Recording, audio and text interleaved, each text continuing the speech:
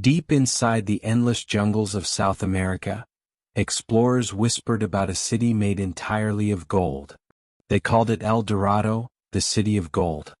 A place where kings bathed in shimmering dust, and temples sparkled brighter than the sun. For centuries, men risked everything, crossing rivers filled with crocodiles, battling deadly jungles, and facing tribes they did not understand, all for a dream of endless treasure.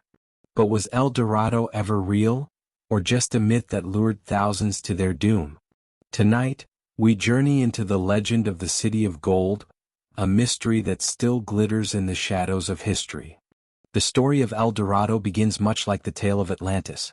Both were born from myth, whispered across generations, and carried forward as tantalizing promises of a world beyond imagination. For Atlantis, it was Plato who gave shape to the legend.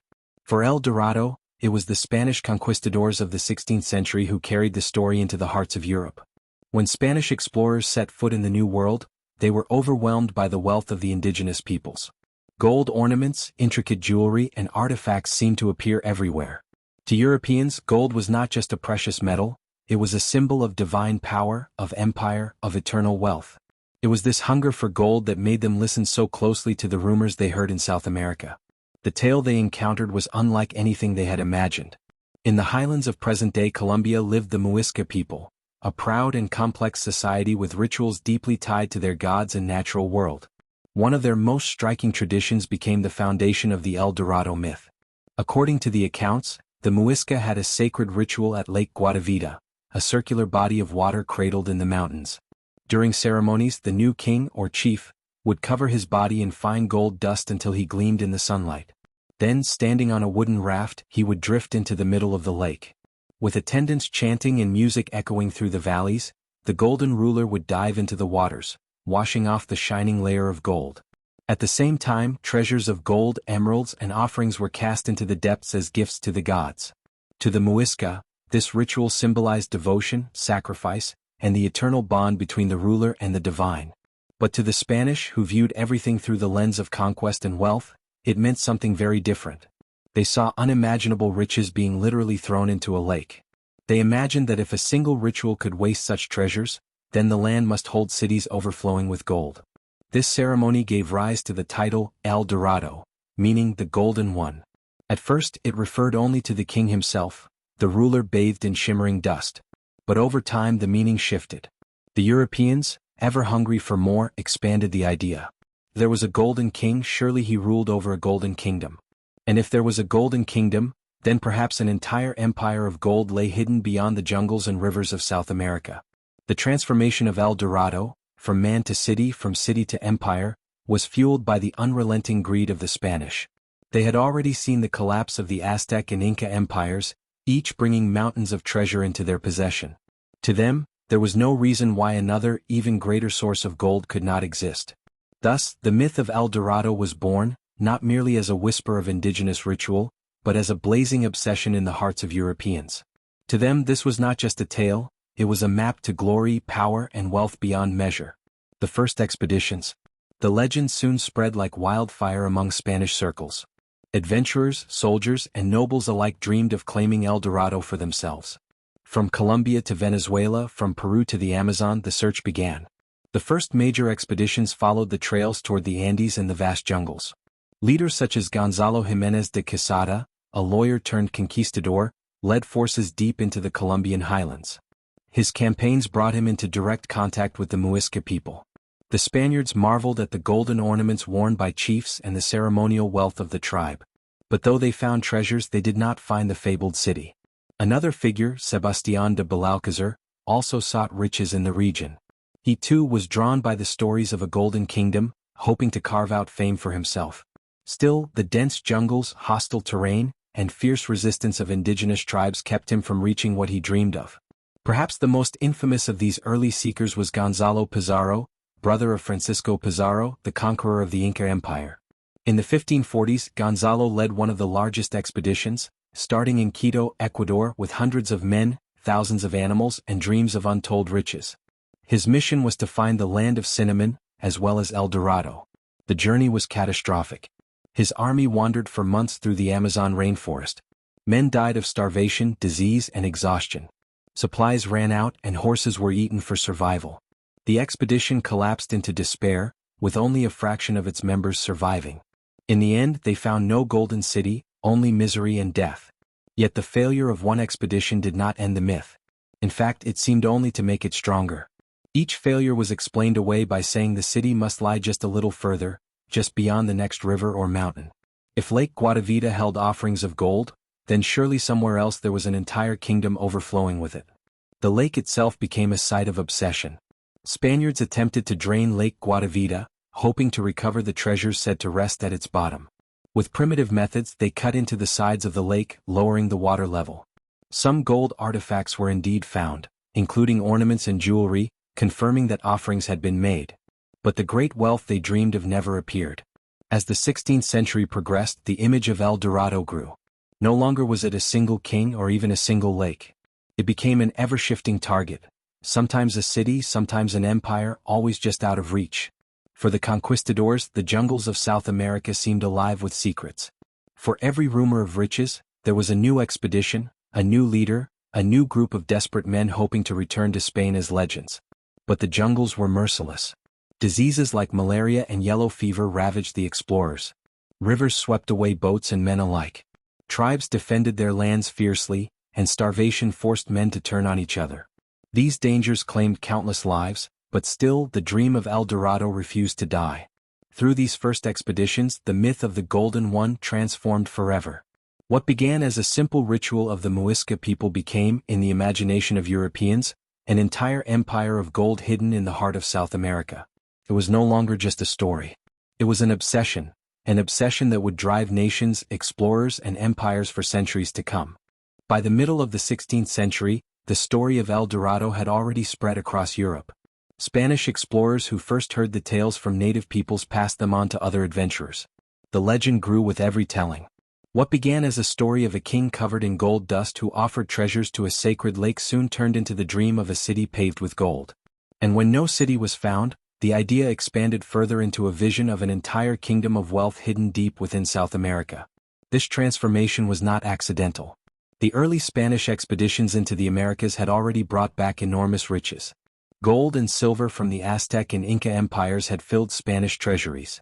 Soldiers, adventurers, and fortune-seekers believed there had to be more hidden wealth waiting to be uncovered. The story of El Dorado became a magnet for them. Expeditions were launched from different parts of South America. Some came from the north, through present-day Venezuela and Colombia. Others marched from the west, crossing the Andes from Peru and Ecuador. Each of these journeys was filled with danger. The explorers faced jungles where disease spread quickly. They fought rivers with unpredictable floods and rapids.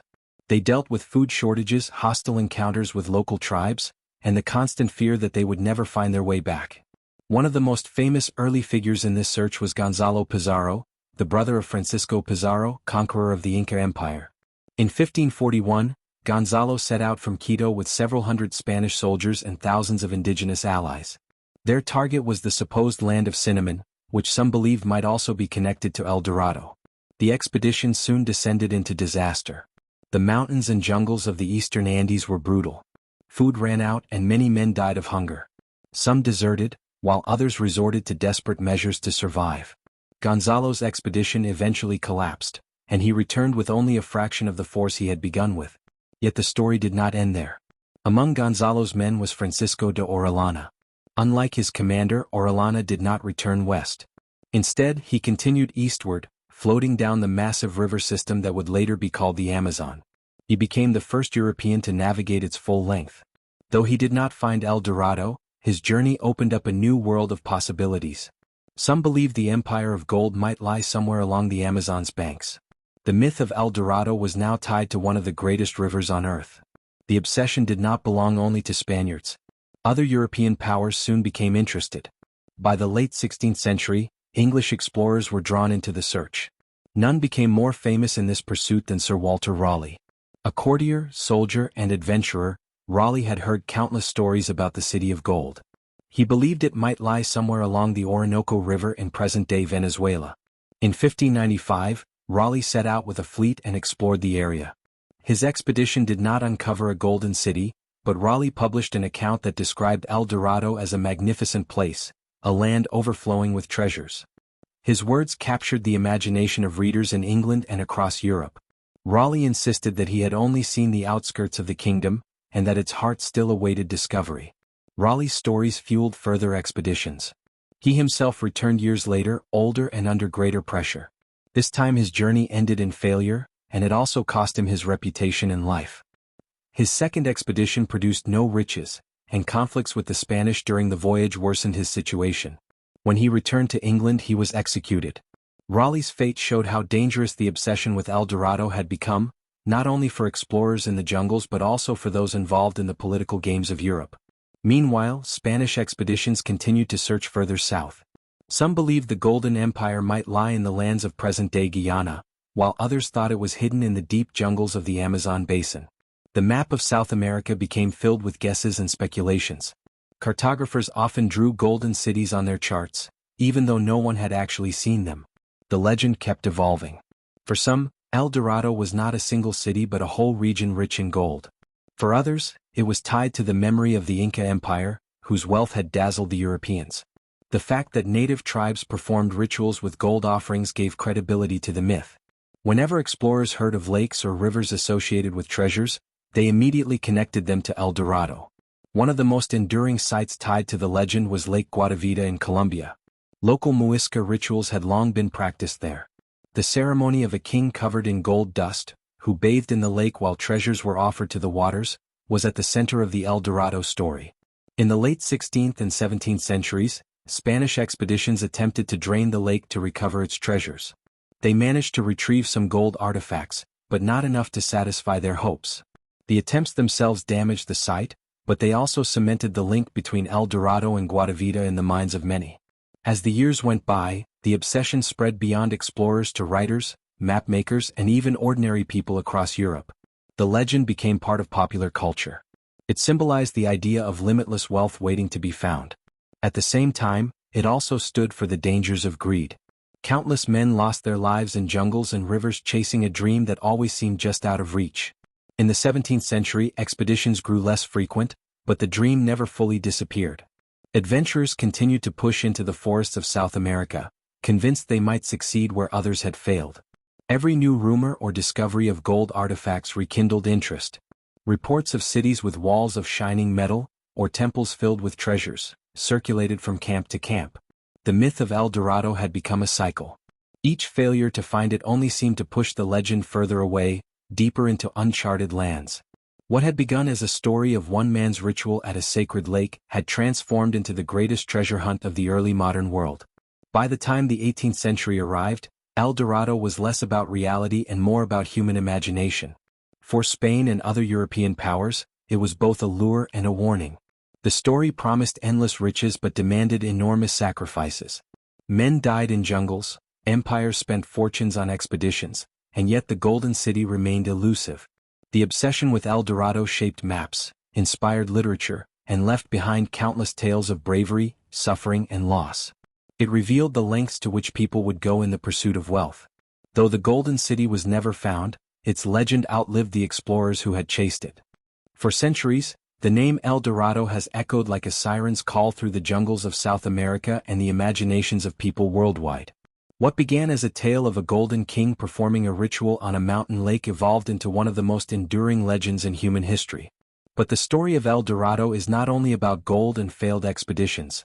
It is also about how myths shape exploration, how cultures are misunderstood, and how archaeology today continues to reveal the truth hidden beneath layers of exaggeration and fantasy. The Spanish conquistadors believed El Dorado was real. They envisioned a city with walls covered in gold, streets paved with precious metals, and temples filled with glittering statues. Driven by greed and desperation, they spent decades searching for this paradise. None ever found it. Instead, their quests left trails of suffering, death, and devastation, both for their own men and for the indigenous populations whose lands were invaded in the name of discovery. But while El Dorado as a literal golden city never existed, the myth was not born from nothing. Its origins are rooted in the real culture and traditions of the Muisca people of Colombia. The Muisca were skilled in gold working, creating intricate jewelry, ornaments, and ceremonial objects. For them, gold was not just wealth, It was a sacred material representing the sun, life, and the divine. The famous ritual at Lake Guatavita, where a new leader covered himself in powdered gold before bathing in the sacred waters while his people offered treasures to the lake, was a deeply spiritual act. It symbolized renewal, connection with the gods, and harmony between humans and the natural world. European explorers, however, interpreted these traditions through their own lens of greed and materialism. To them, the sight of gold being offered to a lake seemed unthinkable. Why throw away what could buy armies, ships, and empires? They misunderstood a spiritual ritual as proof of an endless supply of wealth, leading them to imagine an entire kingdom or empire built from gold. Thus, El Dorado, originally meaning the Golden One, transformed in European minds into a city, a land, and even an empire. As time passed, explorers spread the legend further. Reports of golden cities moved from Colombia to Venezuela, from Venezuela to Guyana, then deeper into the Amazon and even to the Andes. El Dorado became a moving target, always shifting, always just out of reach. When one region failed to reveal the Golden City, adventurers declared that it must be further away, hidden beyond the next river or mountain. This endless chase kept the myth alive for centuries. By the 18th and 19th centuries, the search for El Dorado had become less about conquest and more about curiosity. Scientific expeditions began to replace military campaigns. Travelers, cartographers, and naturalists explored South America, still wondering if a golden kingdom might be found. Many wrote detailed accounts of indigenous cultures, landscapes, and natural resources. While they never uncovered El Dorado, their work added valuable knowledge about the continent's biodiversity and history. In modern times, archaeology has provided a clearer picture of the truth behind the myth. Excavations around Lake Guatavita and other Muisca sites have revealed remarkable artifacts. Gold ornaments, masks, and figurines confirm the Muisca's extraordinary craftsmanship. The most famous discovery is the Muisca raft, a small golden sculpture depicting a raft carrying a leader surrounded by priests, believed to represent the very ritual that inspired the legend of El Dorado. Today it is preserved in the Gold Museum of Bogotá, a powerful reminder of how a single cultural practice was transformed into one of history's greatest myths. The lake itself also holds traces of truth. Over the centuries, attempts to drain Lake Guatavita to recover gold were made several times. In the 16th century, the Spanish tried to cut a notch into the crater wall to lower the water, but the effort was abandoned after landslides and technical challenges. Later, in the 19th century, British companies attempted modern drainage techniques, uncovering some gold artifacts but never the mountains of treasure that explorers had imagined. These partial recoveries only reinforced the legend, convincing many that greater riches still lay hidden beneath the lake's depths. The legacy of El Dorado goes beyond archaeology and history. It is a story about human ambition, imagination, and the dangers of greed. For the indigenous peoples of South America, the myth represents how their cultures were misunderstood and exploited. Their sacred rituals were twisted into tales of wealth, fueling invasions that brought suffering and loss. For Europe, El Dorado reflects the insatiable hunger for expansion and riches that defined the age of exploration. Yet El Dorado also endures as a symbol of hope and mystery. Even today, the idea of a hidden city of gold continues to capture popular imagination. It appears in literature, films, video games, and art, often reimagined as a place of wonder waiting to be found. The legend speaks to something universal: the human fascination with hidden treasures, the dream that somewhere out there lies a paradise beyond reach. In truth, the real treasure of El Dorado was never the gold itself but the cultures, landscapes, and knowledge that explorers encountered along the way. The Muisca people left behind a legacy of art, craftsmanship, and spirituality that enriches our understanding of human history. Their golden artifacts are not just objects of beauty but windows into a worldview where gold was not money but a sacred link to the divine. Today, historians and archaeologists view El Dorado as a cautionary tale. It reminds us of how myths can inspire great journeys but also terrible destruction. It teaches us to respect cultural differences, to understand that what one society values may not be the same as another's. And it shows how easily stories can grow beyond their origins, reshaped by imagination, desire, and the passing of time. In the end, El Dorado was never a city of gold waiting to be found. It was a story born from ritual, transformed by conquest, and carried forward by human curiosity. And like all great stories, it continues to live on, not in jungles or lakes, but in the imagination of those who still wonder what lies beyond the horizon.